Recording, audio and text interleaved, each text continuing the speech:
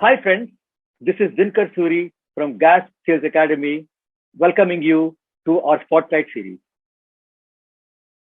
GASP Sales Academy is your one-stop shop for building sales productivity. In the Spotlight series, we are focusing on entrepreneurs and change makers who, through their ventures, are making a definite impact on their customers and users. Today's topic for the Spotlight series, empowering blue collars with deep tech, is a very intriguing one. Deep tech has already entered our lives at homes, at offices, in entertainment and gaming. In offices, for example, it's probably restricted more to the white collar workers and plays an increasingly important role in improving efficiency of the workplace.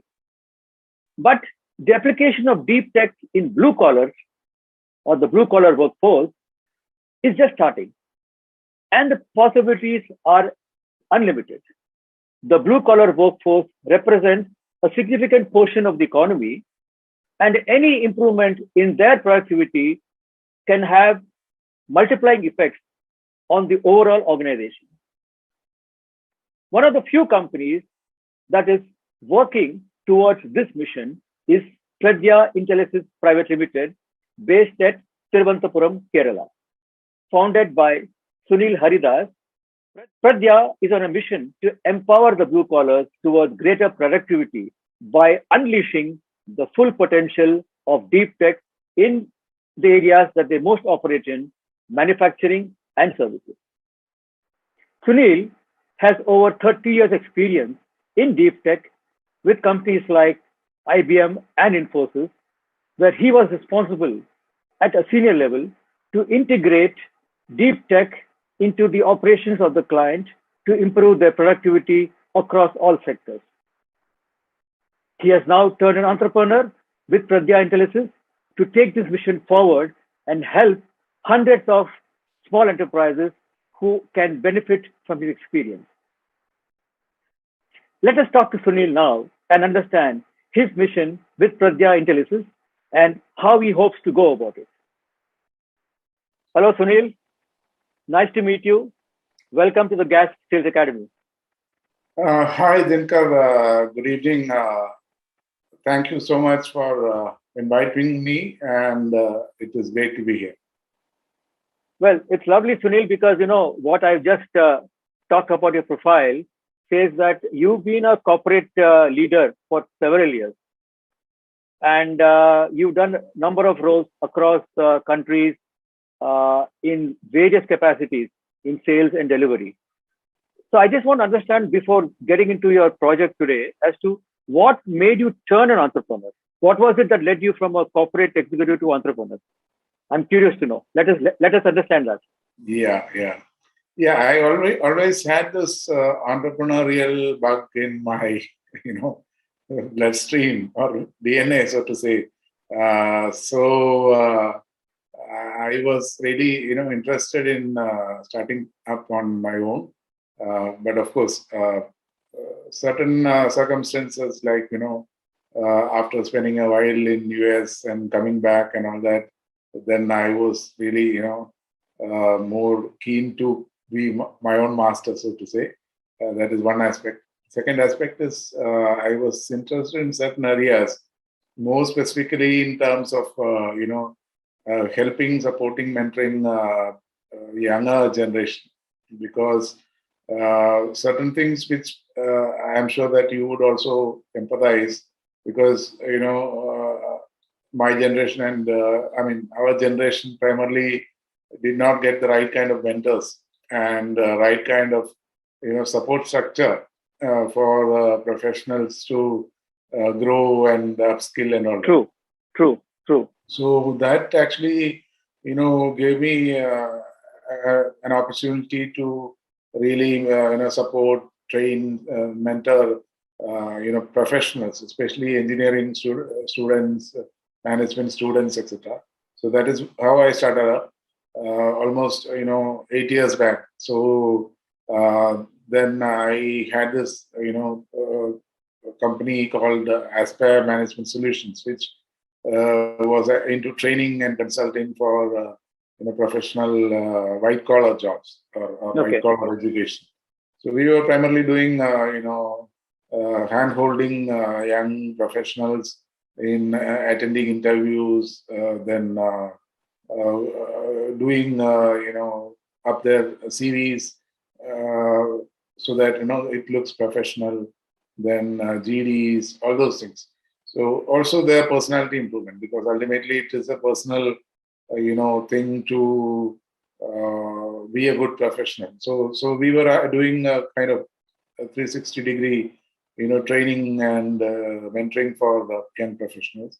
So that is how I started up. So then, of course, I moved into blue collar analytics, because it is a combination of both, skills plus analytics, which I have a background in. That's great. So I think your drive was to mentor entrepreneurs, see that they go onto the right path, and I think that's an excellent initiative. And this is really what we require more in the startup network. And I'm so glad that you took this step. Now, coming to Pradjna, what is the context of Pradjna, and why did you choose to be in the area of what I would call deep tech or ed tech? Okay, yeah. So like I said, I was keen in terms of upskilling, human resources. So first I started with white collar, jobs and white collar professionals. So I actually found that India has a huge opportunity in blue collar skills, because not everybody can be an engineer, doctor, and manager. So the whole population are largely the kind of people from tier 2, tier 3 cities, from rural areas. They need some kind of support in terms of skilling and benchmarking and assessments and those kind of things. So that is one aspect of this blue collar analytics. The second aspect is in terms of, as you said, deep tech, ed tech aspect, where I had a good expertise, because I primarily worked on analytics, the big data, AI, and all came recently. But earlier it was about business analytics and data warehousing and stuff like that, which I had worked on for a long time. So in Infosys, IBM, and such companies. So this was a natural progression from the business analytics to big data and AI. So kind of marrying both deep tech and skill development. So that is what I've done.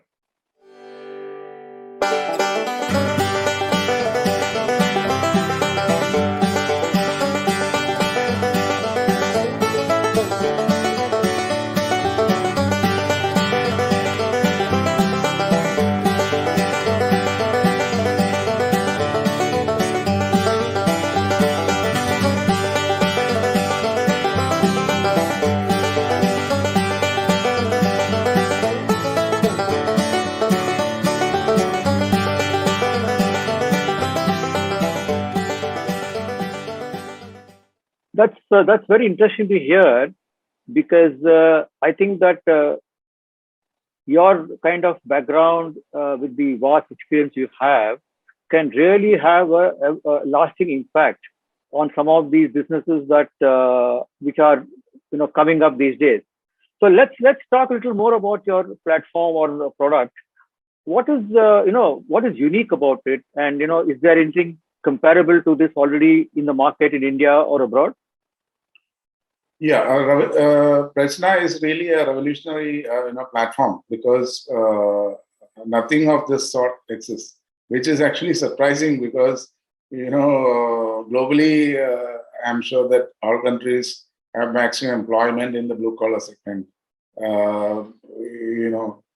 Productivity, industry, all that, especially advanced countries like Japan, US, many parts of Europe. They have a good history of skill development. They have this, skill guilds and all those things. Yes, but of course. nobody has extensively leverage technology in skill development. Of course, there are certain frameworks and processes and infrastructure, institutions, all those things. Ecosystem is already there, especially in advanced countries. But to leverage technology, especially BI and artificial intelligence and those kind of things in an environment or in a context like this has not really happened. That is what my understanding is. So that is an area where there is a lot of doable opportunity because many of these things can be instrumented. We are moving towards a largely instrumented kind of economy, Industry 4.0 and all that. So where you take out the human content to some extent. I'm not saying it should be replaced and all that. Sure. Yeah, but sure. that is the direction which we are going. So largely, instead of human assistance of other blue-collar employees, why not have systems and processes and technology which can be used to assess people, because that will be much less, biased and more objective, more data-driven and all that. So that is a key focus for us. As you said, this is globally a unique experiment, so to say, because it is a new segment which is trying to open up. But there are changes happening, especially on the driving side and all that. You must be aware that driver behavior is quite a hot subject. It's the same thing, especially in the insurance sector and all that, and more so with connected cars and those kind of changes happening.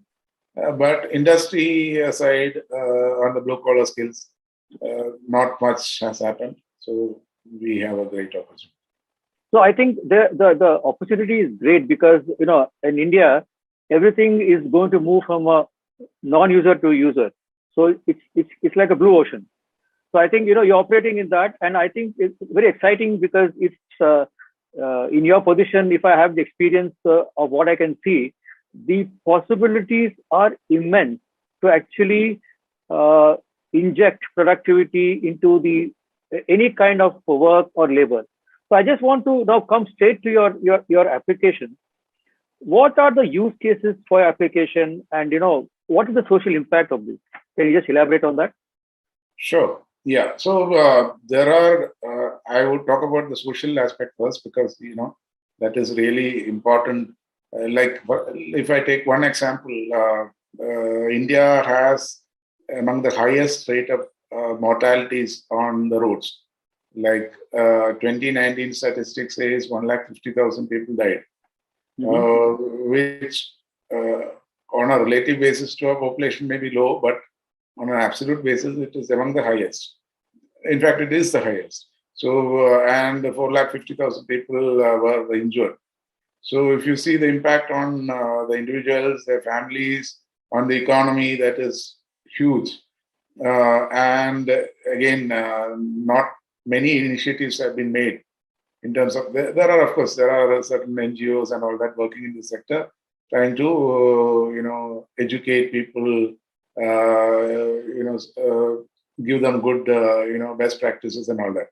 But what we are lacking is the data.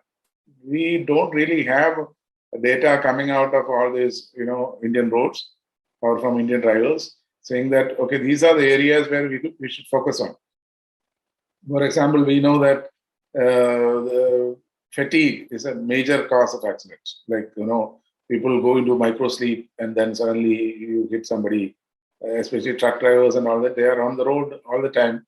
And long drive leads to all these problems. Then, of course, driving under influence of alcohol, drugs, all those things are there. Then lack of skill is a problem.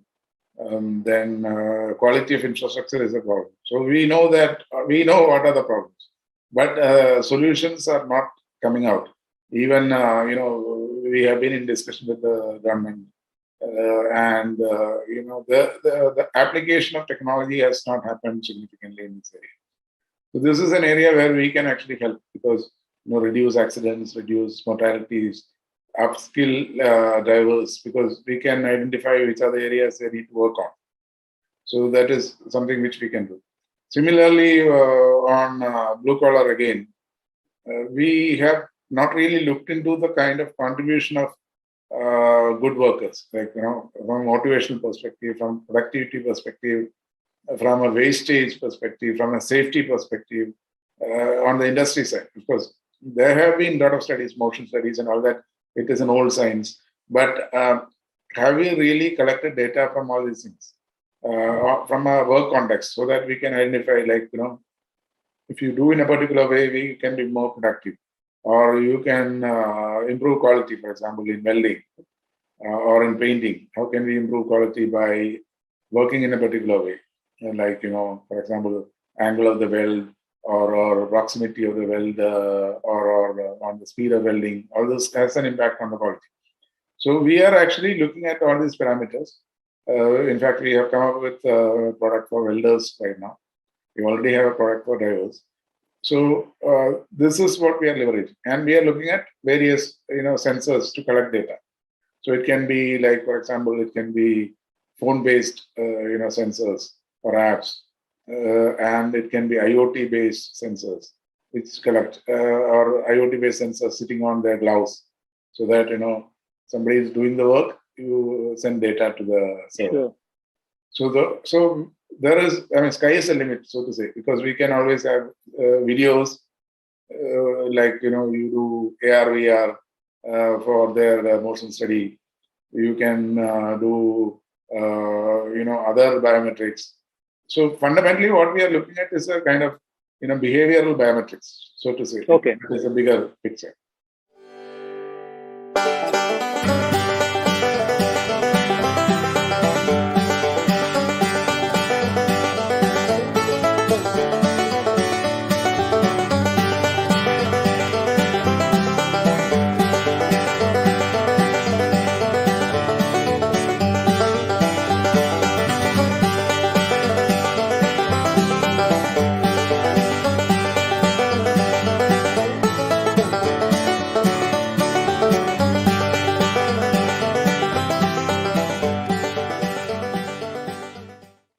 So behavioral biometrics is a very interesting one, because this is the wider domain where Pradjna platform fits in.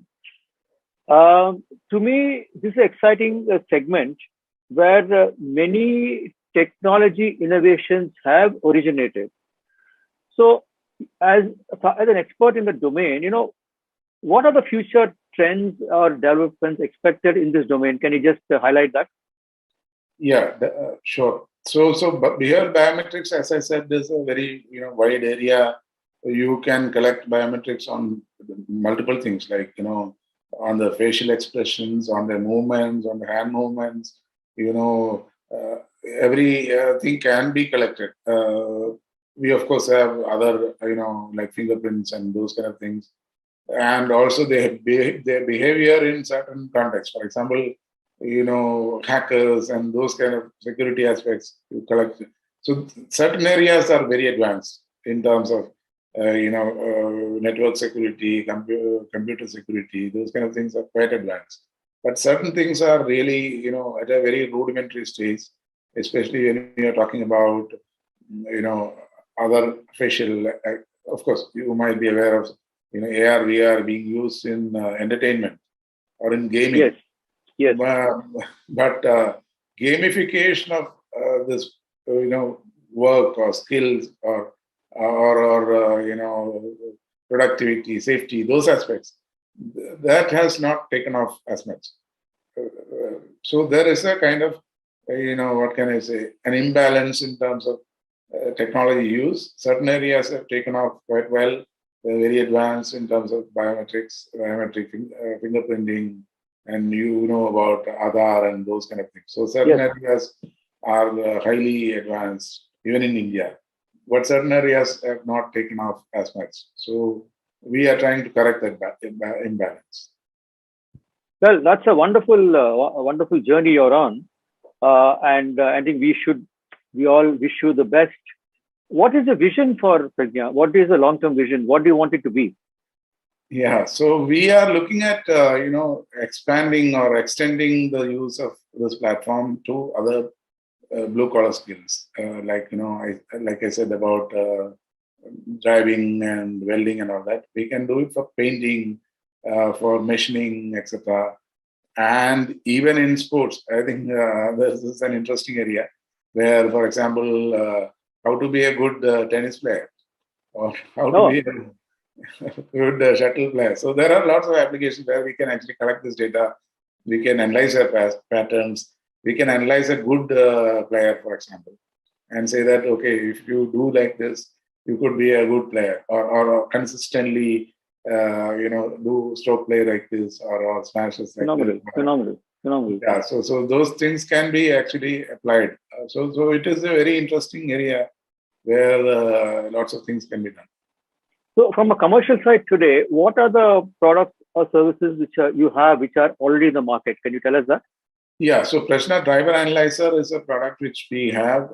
We have done a number of pilot projects and implementations for some of the large corporates on this. Of course, because of COVID, there was some hiccups in between in terms of traveling and implementing and all that. But we have made some good progress on the Pradjna Driver Analyzer. So, And can I just understand driver analytics? So, what does it do? so it's fundamentally collecting data from a driving context. So Okay. let's say you are driving and your insurance company would like to know how you are driving because that has an impact on the bottom line. So right now the problem is, or rather, the situation is in advanced countries there is something called dash cams and mostly hardware-based systems. So which is expensive, which is a bit intrusive. It has got cameras and all that. So maybe people don't really prefer to implement them or use them on a daily basis. So ours is much less intrusive. It is, in fact, it is non-intrusive. It can collect data using your phones or using something like car-based systems like onboard diagnostics and those kind of things. And connected cars have got even consoles, computer consoles, and Android-based consoles.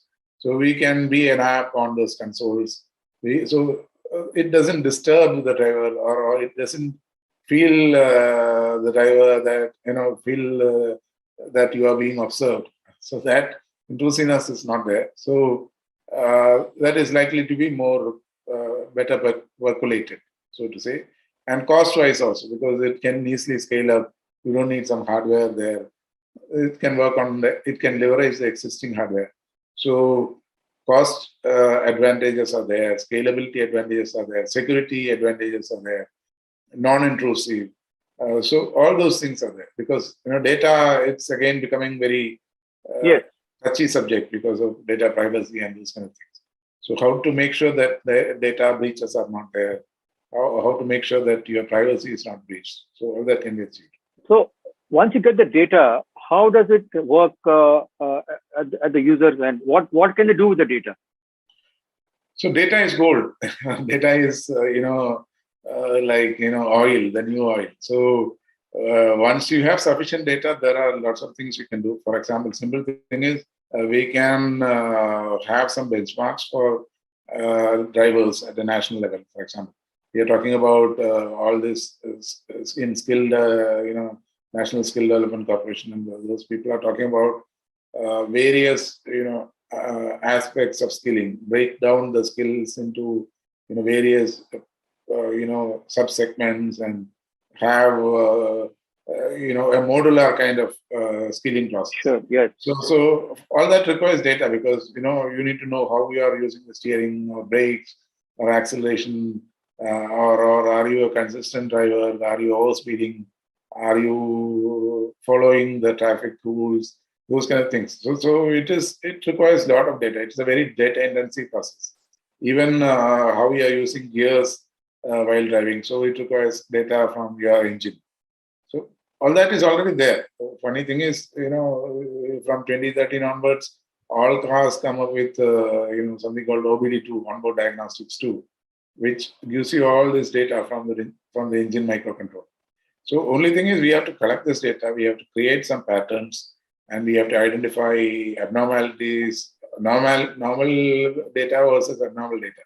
And using these abnormalities, we can actually calculate some scores for the drivers, and then we can put this in different buckets. We can have different baselines for drivers.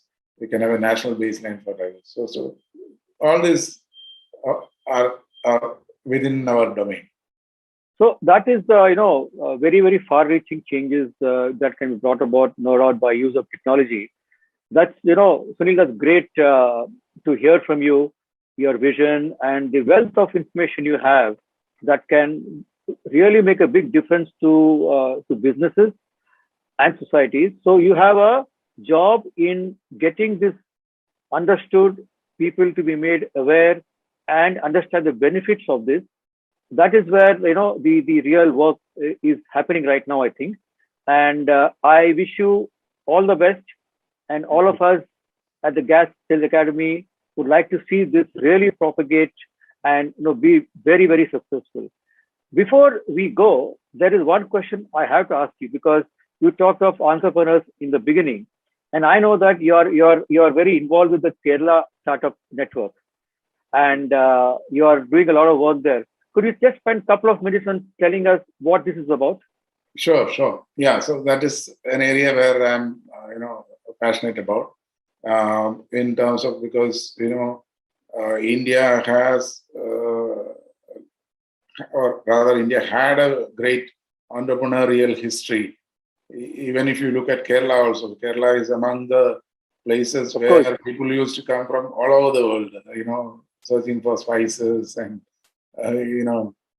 merchandise, etc., etc. So, but there was a period where we lost it. So, because of various reasons, I will not get into all those things, but due to various reasons, we lost that edge. So, what we are trying to do is build back that edge in terms of entrepreneurship, and a business culture has to be developed in Kerala. So we are working on that. So we are, in fact, I am the founder of, one of the founding members of Kerala Startup Network. So we are close to 500, members. Wonderful. And we are, what we are trying to do is more of, entrepreneurs for entrepreneurs. So some of us are somewhat senior, and so we have taken up the challenge of hand-holding and mentoring these upcoming entrepreneurs, many of whom are actually smarter than us, and they can think ahead than us. But there are areas where we can help. So ultimately, we are kind of complementing people. So some of the skills we have, we are trying to impart to others who don't have, and we are also taking their energy and can-do attitude to us, because we are maybe a little slow on that aspect. So we are trying to enrich each other. It's a win-win situation for all of us. So that is the journey which we have started. Phenomenal. I think that's a great end to this very enlightening discussion for us, because the fact that two things. First, fact that the technology can really benefit on a society, or at the social level, to such a large extent, is something that you have just started to unearth, coupled with the drive to bring together all the entrepreneurs and build this network, is something phenomenal. And I would wish you all the best for both these ventures. Thank you so much for coming to the GASP Sales Academy today, the Spotlight series, where we highlight entrepreneurs and their trend-setting work that's going to make a difference to the consumers, customers, and users in society. So thank you very much, Sunil. And I look forward to having you soon once again in the near future. Thank you. Thank you so much, Dinkar. Really appreciate the work that you are doing in terms of supporting people, because sales is something which really is a weak area for techies. Even for me, like as a kind of person with a technical background, I have always felt that this is something which is challenging. So I think you are doing a great job in terms of bringing your great competence into this field. so that young entrepreneurs, young and old entrepreneurs, we can all benefit from that. So really appreciate that. Thank you so much. Thank you so much, Sunil. Thank you. Bye. Bye-bye. Bye.